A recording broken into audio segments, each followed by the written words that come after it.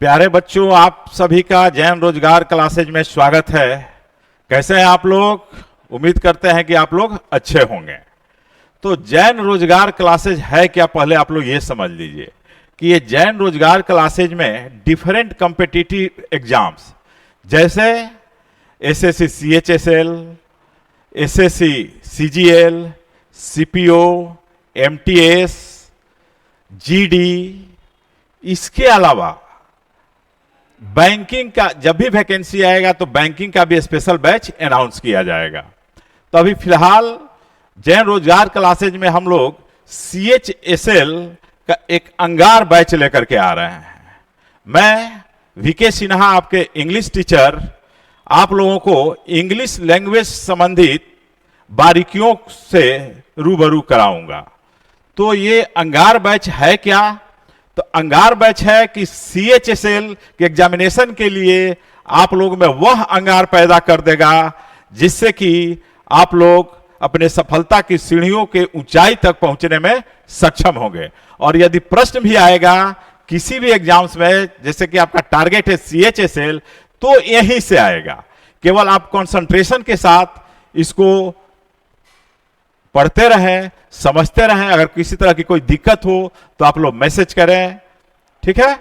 तो हम लोग देर नहीं करते हुए आगे बढ़ते हैं। इसके सिलेबस को देखते हैं कि एसएससी सीएचएसएल में इंग्लिश लैंग्वेज का सिलेबस होता क्या है। ऐसे तो यूं मान लीजिए कि जितने भी कॉम्पिटिटिव एग्जाम्स हैं सारे में तीन ही चीज से प्रश्न पूछा जाता है। वह क्या है भाई? तो इंग्लिश लैंग्वेज में देखिए, ग्रामर, वोकैबुलरी, अप्लाइड इंग्लिश। तो ग्रामर के बिना भी इंग्लिश अधूरा है। यदि आपको मान लीजिए वोकैब्स की जानकारी बहुत है, बहुत सारे शब्दों का अध्ययन आप कर चुके हैं, लेकिन अगर ग्रामर की सही जानकारी नहीं है तो फिर उसका एप्लीकेशन नहीं कर पाएंगे, तो अभी आपका अधूरा है। दूसरी बात यह ध्यान रखिए कि ग्रामर का भी आपके पास नॉलेज है, वोकैबुलरी का भी आपके पास नॉलेज है, लेकिन उसका एप्लीकेशन किस तरह से और किन किन परिस्थितियों में कॉम्पिटिटिव एग्जाम्स में पूछे जाते हैं, अगर उसका एप्लीकेशन आपको जानकारी नहीं है तो भी फिर आपको टारगेट अचीव नहीं होगा। तो तीनों चीजों पर हम लोगों को ध्यान देना है कि ग्रामर भी क्या हो, स्ट्रांग हो आपका, वोकैब्स भी स्ट्रांग हो, और उसका एप्लीकेशन भी आप लोग अच्छी तरह से जान लें। क्योंकि ग्रामर सेक्शन के अंतर्गत डिफरेंट पार्ट्स ऑफ स्पीच आते हैं। पार्ट्स ऑफ स्पीच की आपको जानकारी होनी जरूरी है। इसके अलावा time and tense, voice, narration, transformation, correct usage of words, homonyms, one word substitution, ये सब की जानकारी होनी जरूरी है। वोकैब्स में idioms and phrases, one word substitution, phrasal verbs, synonyms, antonyms, homophones, ये सब की जानकारी आपको होनी जरूरी है। और अप्लाइड इंग्लिश क्या है? तो इसके अंतर्गत आता है आपको सेंटेंस अरेंजमेंट, जिसको कि आप पीक्यूआरएस के नाम से जानते हैं, फिल इन द ब्लैंक्स, जिसको कि आप ये पीक्यूआरएस जो कि जंबल्ड सेंटेंसेज के भी नाम से आप उसको जानते हैं, फिल इन द ब्लैंक्स। उसका अप्लाइड एक्सटेंडेड फॉर्म है क्लोज पैसेज, रीडिंग कंप्रीहेंशन। तो ये सब अप्लाइड इंग्लिश के अंतर्गत आएंगे। तो सारे चीजों की जानकारी होनी चाहिए। और यहां पर हम लोग जो सिलेबस जो सीएचएसएल का आपको बतला रहे हैं, तो जो टारगेट हम लोग लिए हैं वह सीएचएसएल का ही लिए हैं। ऐसे मैं 25 वर्षों से ज्यादा दिनों से पढ़ाता रहा हूं, और हमारे जो कलीग्स हैं जो आपको रीजनिंग पढ़ाएंगे, मिस्टर आरके झा, मैथमेटिक्स पढ़ाएंगे लालजी सर, और जीएस की एक टीम है जो कि आप लोगों को अच्छी तरह से गाइड करेगी। ये काफी अनुभवी टीम है, ऑफलाइन और ऑनलाइन में बहुत कम क्लासेज चला है, लेकिन अब जो है कि रेगुलर क्लासेज चलता रहेगा आपको। किस पर? जैन रोजगार क्लासेज के चैनल पर, ठीक है? तो अब हम लोग देखते हैं वन बाय वन करके कि हम लोग को पढ़ना क्या है, खास करके सीएचएसएल के एग्जामिनेशन में।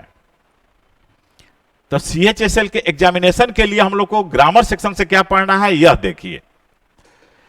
फर्स्ट है पार्ट्स ऑफ स्पीच। तो पार्ट्स ऑफ स्पीच का आपको डेफिनेशन नहीं जानना है, उसका यूजेज जानना है और यूसेज जानना है। Noun, pronoun, adjective, verb, adverb, preposition, conjunction, ये सारे चीजों की आपको जानकारी होनी चाहिए। और इसमें हम लोग उसी पॉइंट को बतलाएंगे जहां से आपको एग्जाम में क्वेश्चन पूछा जाएगा।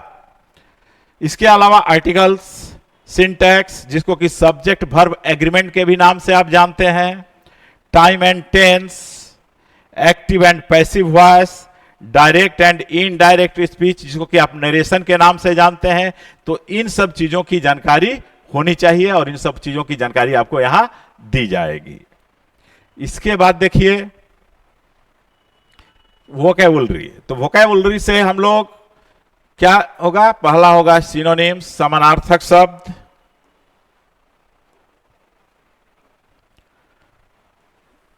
एंटोनिम्स, विपरीतार्थक शब्द।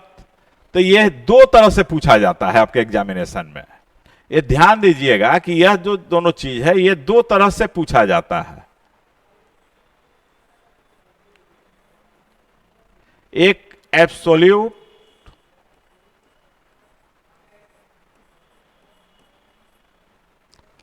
और दूसरा रिलेटिव। एब्सोल्यूट और रिलेटिव क्या है यह भी आप थोड़ा जान लीजिए कि आपको एक वर्ड दिया जाएगा और उसके लिए 4 ऑप्शन दिए जाएंगे और पूछे जाएंगे उसका सिनोनिम्स क्या है या उसका एंटोनिम्स क्या है या सेम क्या है और अपोजिट क्या है। तो उसमें से आपको सिलेक्ट करना है कि उसका समानार्थक शब्द क्या है और एंटोनिम्स में यानी कि विपरीतार्थक शब्द क्या है। तो वह आपका आ गया एब्सोल्यूट। और आजकल रिलेटिव ज्यादा पूछा जाने लगा है। तो रिलेटिव क्या है कि एक सेंटेंस दे दिया जाएगा और उस सेंटेंस में आपको एक वर्ड को इटैलिक्स या बोल्ड करके दिया जाएगा और पूछा जाएगा कि इस दिए हुए सेंटेंस में उस शब्द का सिनोनिम क्या होगा, उस दिए हुए सेंटेंस में उस शब्द का एंटोनिम क्या होगा। तो वह कहलाता है रिलेटिव, क्योंकि सेंटेंस के रिलेशन में उसके मीनिंग के रिलेशन को देखते हुए हम लोग को वहां वर्ड चुनना है। एब्सोल्यूट में ऐसी बात नहीं है, उसमें एग्जैक्ट वर्ड चुनना है और इसमें है कि उस सेंटेंस में जो मीनिंग दिया हुआ है उसके अनुसार आपको सेलेक्ट करना है। That is called relative, synonyms and antonyms. Next है फ्रेजल वर्ब्स। तो फ्रेजल वर्ब्स भी दो तरह से पूछा जाता है। एक तो फ्रेजल वर्ब आपको दे दिया जाएगा और पूछा जाएगा कि उसका अर्थ बतलाइए। नीचे दिए गए 4 ऑप्शन में से कौन सा ऑप्शन आपको उस फ्रेज को एक्सप्लेन करता है, तो वह आपका आंसर हो जाएगा। और दूसरा है कि एक सेंटेंस दे दिया जाएगा और सेंटेंस में फ्रेजल वर्ब को अंडरलाइन कर दिया जाता है और पूछा जाता है कि बतलाइए कि इस फ्रेज का मीनिंग क्या होगा। तो ये हो गया आपको फ्रेजल वर्ब। और फ्रेजल वर्ब है क्या, तो फ्रेजल वर्ब क्या है यह भी जान लीजिए कि फ्रेजल वर्ब वह फ्रेज होता है जिसमें एक वर्ड, एक वर्ब दिया हुआ रहता है और इसके साथ साथ एक प्रीपोजिशन लगा हुआ रहता है, या एक वर्ब रहेगा और वर्ब के बाद एक एडवर्ब दिया हुआ रहेगा, अथवा या एक वर्ब रहेगा, एक एडवर्ब रहेगा और एक प्रीपोजिशन रहेगा।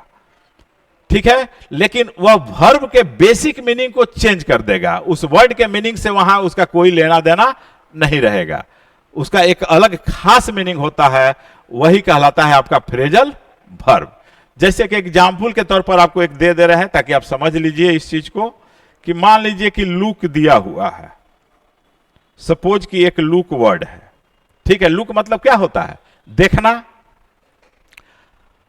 लुक में हम इनटू लगा दिए प्रीपोजिशन, तो लुक इनटू आपको दिया हुआ रहेगा। तो लुक इनटू मीन्स, तो लुक इनटू का एक अलग मीनिंग हो जाएगा, यही कहलाएगा आपका फ्रेजल वर्ब। तो लुक इनटू का मतलब हो जाएगा टू इन्वेस्टिगेट, यानी जांच पड़ताल करना। अब सपोज कि इसमें हम आफ्टर लगा दिए प्रीपोजिशन, तो लुक आफ्टर हो गया। तो लुक आफ्टर, तो लुक मतलब देखना, लुक आफ्टर मीन्स सेवा करना, to serve. We should look after our parents, हम लोगों को अपने माता पिता की सेवा करनी चाहिए। तो यहां पर क्या है, लुक आफ्टर क्या है, फ्रेजल वर्ब है। उसी तरह से मान लीजिए कि एक डाउन एडवर्ब लगा करके और अपॉन प्रीपोजिशन लगा दिया जाए, जैसा कि आपको बतलाए थे कि एक वर्ब, एक एडवर्ब और एक प्रीपोजिशन, यह भी रह सकता है फ्रेजल वर्ब में और उसके शाब्दिक मीनिंग को चेंज कर देता है। तो लुक डाउन अपॉन का मीनिंग क्या हो जाएगा? टू हेट, यानी घृणा की दृष्टि से देखना या घृणा करना, तो वह हो जाएगा look down upon. We should not look down upon the poor, इसका मतलब क्या हो गया कि हम लोगों को गरीबों से घृणा नहीं करनी चाहिए। तो अब यहां पर लुक डाउन अपॉन का मीनिंग क्या हो गया? टू हेट, घृणा करना। तो इस तरह से फ्रेजल वर्ब से रिलेटेड बहुत सारे शब्द आजकल दिए जा रहे हैं, बहुत सारे प्रश्न पूछे जा रहे हैं एसएससी के सारे एग्जाम्स में। ये केवल सीएचएसएल में ही नहीं, एमटीएस में, सीजीएल में, सीपीओ में, ये सारे एग्जाम्स में पूछे जाते हैं। तो इसलिए बी केयरफुल, इस पर भी हम लोग ध्यान देंगे। जब पढ़ने लगेंगे तो ये सारे चैप्टर को अलग अलग आपको बतलाया जाएगा और खास तरह से सीएचएसएल में जो फ्रेजल वर्ब पूछा जाएगा उसी को हम लोग यहां डिस्कस करेंगे। उसके बाद क्या है? Idioms and phrases. तो इडियम्स एंड फ्रेजेज ये भी वोकैब्स का ही एक पार्ट है। तो इडियम्स एंड फ्रेजेज क्या है?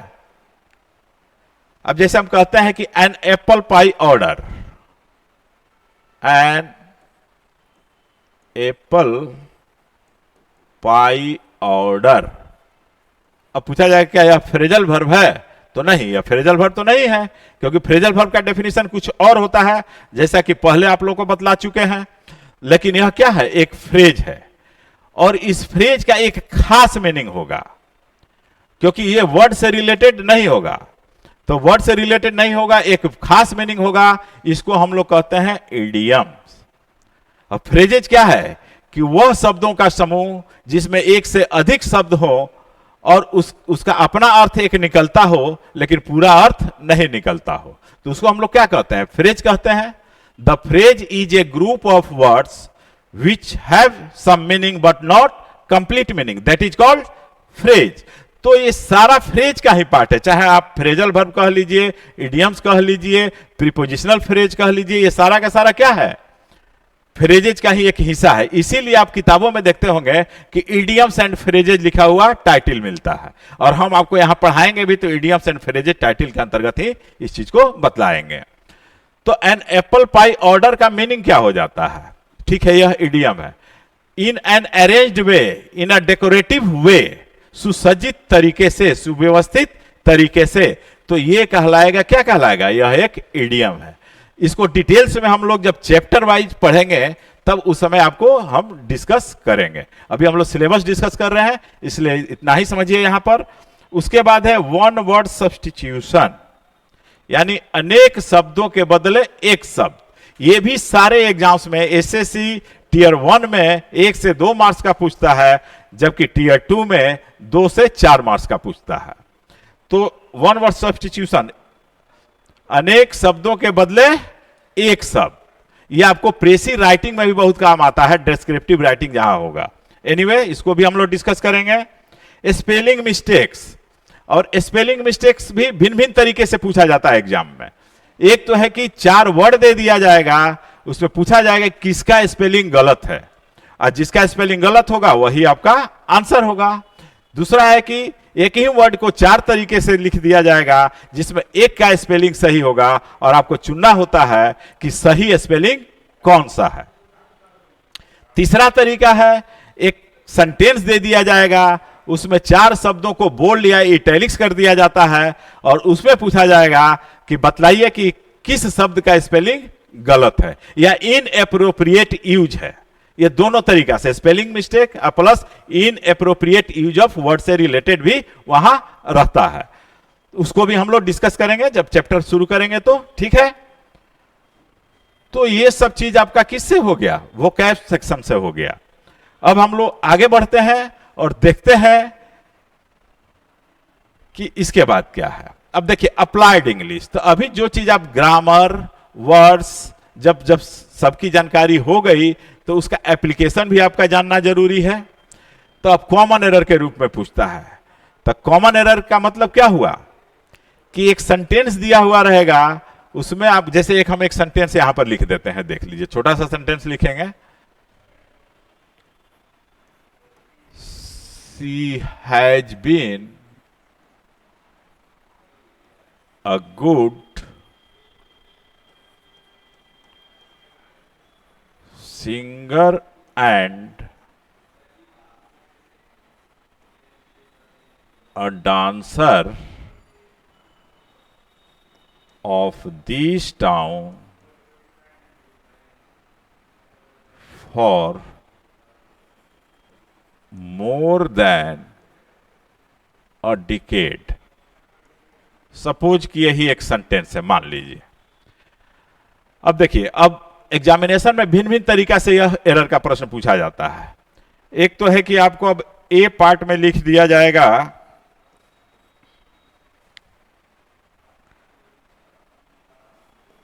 For more than a decade, B part में लिख दिया जाएगा she has been a good singer and A B C part में लिख दिया जाएगा a dancer of this town, यानी a dancer of this town. She has been a good singer and dancer of this town for more than a decade. और D में आपका हो जाएगा नो एरर। ठीक है, ये नो एरर इधर भी रह सकता है। तो आपको बतलाना है कि ये जो फ्रेजेज अलग अलग ए बी सी में लिखे हुए हैं, किस फ्रेज में कोई गलती है, ग्रामेटिकली गलत है। तो यहां पर आपको ध्यान देना होता है कि ग्रामेटिकली और मीनिंगफुली दोनों ही तरीकों से वाक्य सही होना चाहिए। तो देखने में तो लग रहा है कि वाक्य सही है, लेकिन आर्टिकल का एक रूल है कि अगर एक व्यक्ति के लिए दो या दो से अधिक नाउन का प्रयोग किया जाता है तो आर्टिकल सिर्फ पहले नाउन के पहले लगता है। तो यहां सी तो एक आदमी है, वह क्या है, सिंगर भी है और डांसर भी है। तो यहां पर ए का प्रयोग गलत है, यानी सेकंड ए का प्रयोग नहीं होगा। सेकंड ए का प्रयोग गलत है।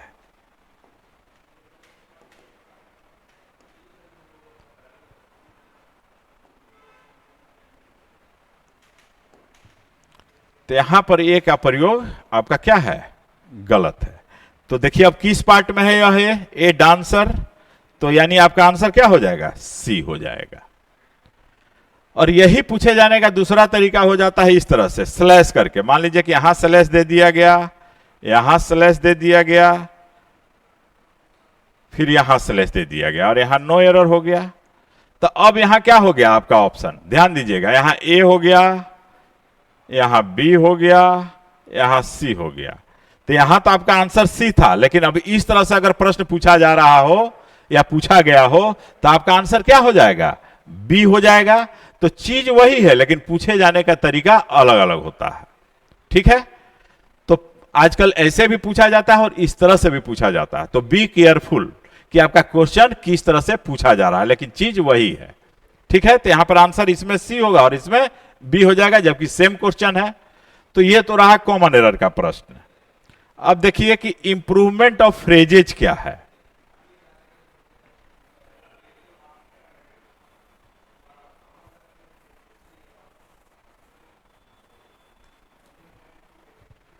तो इंप्रूवमेंट ऑफ फ्रेजेज क्या है यह भी जानिए आप। तो इंप्रूवमेंट ऑफ फ्रेजेज क्या है कि एक सेंटेंस आपको दे दिया जाएगा और उस सेंटेंस में आपको कुछ कोई फ्रेज को या कुछ शब्दों को या पूरे वाक्य को अंडरलाइन कर दिया जाता है या बोल्ड कर दिया जाता है और आपसे पूछा जाता है कि इस दिए हुए सेंटेंस में जो अंडरलाइन पार्ट है या बोल्ड पार्ट है वह गलत है कि सही है। यदि गलत है तो आपका आंसर क्या होगा, जो नीचे दिए गए ऑप्शन जो रहेंगे उससे जिसे सही हो जाएगा वही आपका आंसर हो जाएगा। यदि जो अंडरलाइन पार्ट है वह सही है तब आपका आंसर हो जाएगा लास्ट ऑप्शन जहां लिखा हुआ रहता है नो इंप्रूवमेंट या नो करेक्शन रिक्वायर्ड, तो वही आपका आंसर हो जाएगा। इसको भी हम लोग थोड़ा देख लेते हैं यहां पर कि किस तरह से क्वेश्चन रह सकता है। अब देखिए, ये सेकंड हम लोग पढ़ रहे हैं कि इंप्रूवमेंट ऑफ फ्रेजेज और सेंटेंसेज। अब जैसे हम लिखते हैं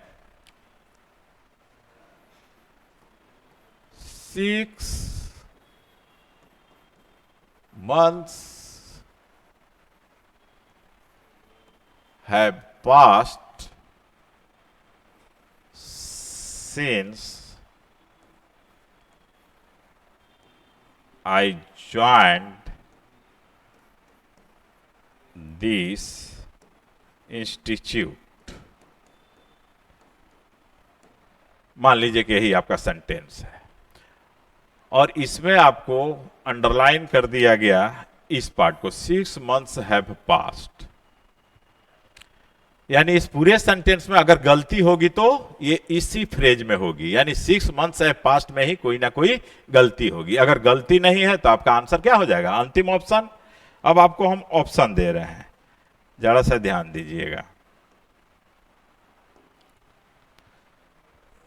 अब ए ऑप्शन आपका हो जा रहा है 6 months has passed। B option 6 months were elapsed। C 6 months passed। और डी ऑप्शन नो इंप्रूवमेंट। इस तरह से कोई भी सेंटेंस रह सकता है, तो आपका ध्यान कहां देना है, यहां पर ध्यान देना है और दिए हुए ऑप्शन से आपको देखना है कि कौन सा ऑप्शन आपका सही है।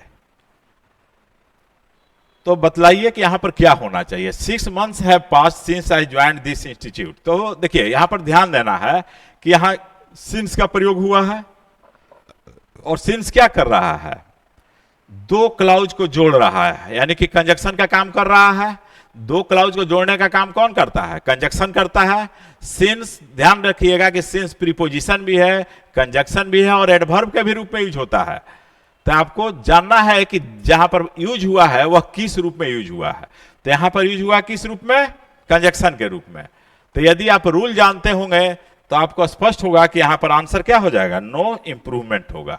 और क्यों होगा अभी आपको बतला दें कि ध्यान रखिएगा कि सिंस जब कंजक्शन का काम करता है तो इसके लेफ्ट और राइट यानी दाहिनी तरफ और बाएं तरफ दोनों तरफ दो क्लाउज होता है। तो वैसी स्थिति में जो पहले आता है क्लाउज, वह क्लाउज होता है प्रेजेंट परफेक्ट टेंस में, यानी clause in present perfect tense. और जो बाद में क्लाउज आता है सिंस के बाद, वह होता है किसमें, सिंपल पास्ट टेंस में। तो सिंपल पास्ट टेंस का तो जानते हैं कि सब्जेक्ट के बाद वर्ब का सेकंड फॉर्म आता है, यही स्ट्रक्चर है। और प्रेजेंट परफेक्ट का क्या स्ट्रक्चर होता है कि सब्जेक्ट के बाद सब्जेक्ट के अनुसार हैज या हैव का प्रयोग करते हैं और इसके बाद मेन वर्ब का कौन सा फॉर्म आता है, थर्ड फॉर्म आता है। तो यहां पर ध्यान दीजिएगा कि 6 months हैज पास्ट एक सिंगुलर यूज हुआ है। तो 6 क्या है, 6 के बाद प्लूरल नाउन आएगा तो 6 months हो जाएगा। जब 6 months हो जाएगा तो वहां पर प्लूरल वर्ब का प्रयोग होगा यानी हैव का प्रयोग होगा। तो यानी कि जो दिया हुआ या 6 months है पास्ट जो दिया हुआ है वह आपका बिल्कुल सही है। आगे में क्या गलती है नहीं है उस पर आपको ध्यान ही नहीं देना है, जो अंडरलाइन पार्ट है उसी पर आपको ध्यान देना है कि वह गलत है कि सही है। अगर सही है तो आपका सीधे आंसर क्या हो गया, नो इंप्रूवमेंट। और किस रूल को फॉलो कर रहा है, तो इसका तो यह क्या है, ग्रामर का एप्लीकेशन है यहां पर नहीं, ग्रामर और स्ट्रक्चर को ध्यान में जरूर रखना होगा। उसके बाद देखिए अगला हम लोग क्या देखते हैं, to find out grammatically correct and meaningful sentences.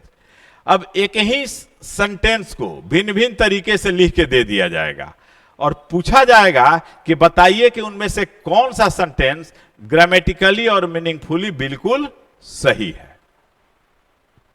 तो लिखने में थोड़ा ये लगेगा, वो हम लोग जब प्रश्न जब डिस्कस करेंगे उस समय हम लोग क्वेश्चन को देखेंगे। उसके बाद फिल इन द ब्लैंक्स। तो फिल इन द ब्लैंक्स क्या है? फिल इन द ब्लैंक्स दो तरह से पूछा जाता है। एक तरीका है कि एक सेंटेंस दिया हुआ जाएगा, सेंटेंस दिया हुआ रहेगा और उसमें एक जगह ब्लैंक स्पेस रहेगा और उसके लिए आपको 4 ऑप्शन दिए जाएंगे। अब देखना है कि कौन सा शब्द वहां पर उसको मीनिंगफुल कर देगा, तो वही आपका सही आंसर हो जाएगा, वही शब्द आपका सही आंसर होगा। तो ये ग्रामर से भी रिलेटेड पूछता है, 50% ग्रामर और 50% जनरल वर्ड से, तो दोनों की जानकारी होनी जरूरी है।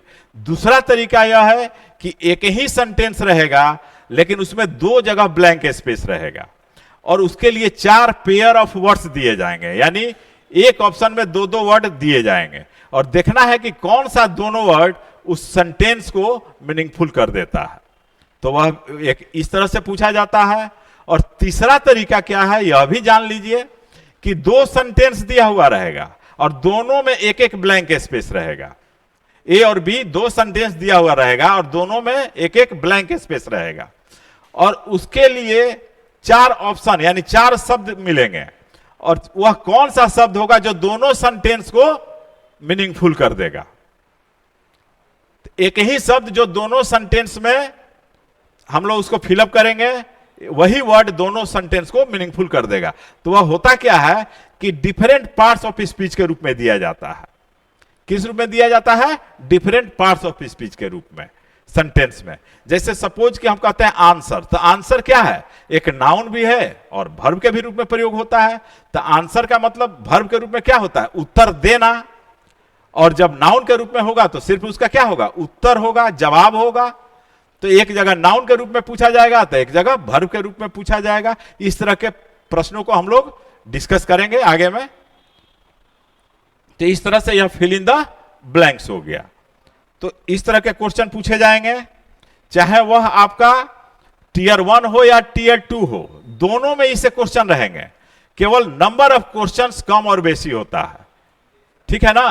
क्योंकि टीयर 1 में 25 क्वेश्चन पूछे जाएंगे जबकि टीयर 2 में 40 क्वेश्चंस पूछे जाएंगे। अब देखिए अप्लाइड इंग्लिश है। तो अप्लाइड इंग्लिश जैसे क्लोज टेस्ट, इसमें एक आपको पैराग्राफ दिया हुआ रहता है जिसमें 5 ब्लैंक स्पेसेज रहेंगे और पांचों के लिए 4-4 ऑप्शन आपको दिए जाएंगे और हर एक ऑप्शन से आपको चुनना है कि कौन सा शब्द वहां उस पूरे पैराग्राफ को मीनिंगफुल कर देगा। That is called close passage. उसके बाद जम्बल्ड सेंटेंसेज है जिसको कि आप PQRS के नाम से जानते हैं। तो PQRS क्या है? जम्बल्ड है। जैसे एक ही इवेंट का यहां पर सपोज कि एक क्वेश्चन है तो यहां पर कुछ दे दिया जाएगा फ्रेज, उसके बाद कुछ फ्रेज यहां रहेगा, कुछ यहां रहेगा, कुछ यहां रहेगा, कुछ यहां रहेगा और देखना है कि इससे रिलेट करते हुए अब पहले आर आएगा कि पहले क्यू आएगा। तो इसको रीअरेंज करके इसको मीनिंगफुल 2 तरह से पूछा। एक तो सेंटेंस बनाने के लिए एक ही सेंटेंस का डिफरेंट पार्ट्स हो जाता है, तो उसमें सब्जेक्ट, वर्ब, ऑब्जेक्ट और इनलार्जमेंट को देखना होता है। उसको हम लोग आगे डिस्कस करेंगे जब PQRS पढ़ेंगे। तो एक तो ये तरीका हो गया कि एक ही सेंटेंस को डिफरेंट फ्रेजेज में तोड़ दिया जाता है और अलग अलग जगहों पर लिख दिया जाता है और आपको रीअरेंज करके बताना होता है कि बताइए कि सही क्रम कौन सा होगा। दूसरा तरीका है कि ये अलग अलग सेंटेंस दे दिए जाएंगे। P में अलग सेंटेंस रहेगा, Q में अलग, R में अलग और S में अलग। केवल सीक्वेंस इधर उधर रहेगा। तो इवेंट आपको देखना होता है कि कौन सा घटना पहले घटी, उसके बाद कौन सा घटा, उसके बाद कौन सा घटा, उसको रीअरेंज कर देना है। तो वह भी क्या होता है? रीअरेंजमेंट ऑफ, यहां पर सेंटेंसेज हो जाएगा और जो ऊपर बता रहे थे वह रीअरेंजमेंट ऑफ वर्ड्स और फ्रेजेज हो जाएगा। तो दोनों तरह से प्रश्न पूछा जाता है। उसके बाद है रीडिंग कंप्रीहेंशन, RC जिसको जानते हैं कहते हैं। अनसीन पैसेज, जो जिस पैसेज के बारे में आपको पहले से जानकारी नहीं है, वह पैसेज एक दे दिया जाएगा और उससे 4 प्रश्न पूछ दिए जाएंगे और उसके लिए 4-4 ऑप्शन दिए जाते हैं। तो रीडिंग कंप्रीहेंशन किस तरह से करना है, ये जब सारे चीज की जानकारी हो जाएगी तो वो अपने आप क्लियर हो जाएगा और ऐसे हम प्रैक्टिस में भी कराएंगे आपको, इसका कुछ ट्रिक भी है वो भी बतलाएंगे कि किस तरह से जल्दीबाजी में आप कंप्रीहेंशन के प्रश्न को सही सही तरीके से हल कर लेंगे। अब देखिए सम इंपॉर्टेंट क्वेश्चंस, अब जो अभी आप सिलेबस देखे उस पर आधारित कुछ इंपॉर्टेंट क्वेश्चंस हैं, उसको हम लोग जरा सा देख लेते हैं यहां पर। अब देखिए पहला क्वेश्चन है कि find the part of the given sentence that has an error in it, if there is no error choose no error. यानी कि यह जो सेंटेंस दिया हुआ है इसको देखिए डिफरेंट पार्ट में लिखा हुआ है, जैसा कि मैंने पहले आप लोगों को बतलाया कि किस किस तरह से पूछा जाता है। तो यहां जो दिया हुआ है 1 2 3 4 करके दिया हुआ है, वहां हम आपको ABCD करके बतला रहे थे। तो देखिए near 800 million people world wide lack updated sanitation. तो यहां एरर देखना है कि इसमें एरर है या इसमें है या इसमें है या इसमें है। तो यहां पर ध्यान दीजिएगा कि नियर 8 मिलियन पीपल, तो पीपल क्या है? एक नाउन है, नाउन है ना। तो नाउन के पहले यह क्या हो गया? एडजेक्टिव हो गया। और क्रम क्या होता है कि यदि नाउन के पहले एडजेक्टिव, नाउन की विशेषता कौन बताता है? एडजेक्टिव। और एडजेक्टिव की विशेषता कौन बतलाएगा? एडवर्ब। तो क्वाइट नेचुरल है कि यहां पर इसको क्या होना चाहिए? एडवर्ब होना चाहिए। जबकि नियर क्या है? एक प्रीपोजिशन भी है और एक एडवर्ब भी है, सॉरी एक एडजेक्टिव है। तो यहां पर इसको हम लोग को एडवर्ब बना देना होगा। तो इसमें ly लगाएंगे तो यह क्या हो जाएगा? एडवर्ब हो जाएगा। तो आपका सही आंसर कौन होगा? 4 होगा। यानी nearly 800 million people world wide lack updated sanitation, that will be correct sentence. यहां नियर नहीं होगा, नियरली। नियरली का मतलब क्या होगा? अबाउट, लगभग नहीं, राउंड भी कर सकते हैं। राउंड 800 मिलियन पीपुल, यहां राउंड भी लिख सकते थे हम लोग, अबाउट भी लिख सकते हैं तो भी सही हो जाता। तो आपको सही नहीं करना, वह इंप्रूवमेंट में सही करना होता है। यहां क्या है? कॉमन एरर है। इंप्रूवमेंट रहता है वहां अबाउट, राउंड करके भी आपको नो इंप्रूवमेंट के प्रश्न में मिल सकता है। तो यहां पर आपका आंसर क्या हो जाएगा?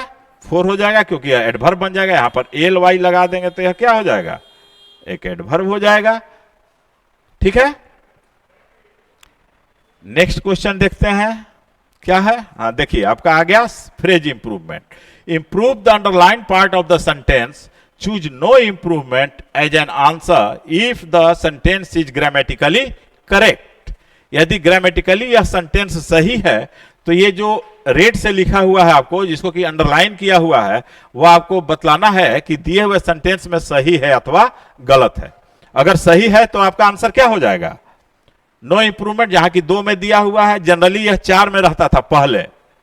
ठीक है, कोरोना के पहले यह 4 में रहता था, कोरोना के बाद यह बीच में आ गया, इस तरह से जम्बल होकर के आ गया। तो चीज वही है, आपको तरीका वही फॉलो करना है। तो बताइए यहां पर क्या आंसर है? Will be affected severe. तो अफेक्टेड वर्ब है और वर्ब को मॉडिफाई करने के लिए हम लोग को किसकी जरूरत पड़ती है? एडवर्ब की जरूरत पड़ती है। और जबकि वह सीवियर क्या है? एडजेक्टिव है, तो वह एडवर्ब हो जाएगा तो सही हो जाएगा। तो देखिए कहां पर सही है आंसर? अफेक्टेड सीवियरली, यानी 4 आपका सही आंसर होगा। ठीक है, तो इसके बाद हम लोग चैप्टर वाइज भी आगे पढ़ेंगे, तो उसमें डिस्कस करेंगे कि किस तरह से हम लोग को ये अंगार बैच में आगे बढ़ना है और CHSL एग्जाम को क्रैक करना है। That's all today. फिर मिलते हैं हम लोग नेक्स्ट क्लास में। Okay bye.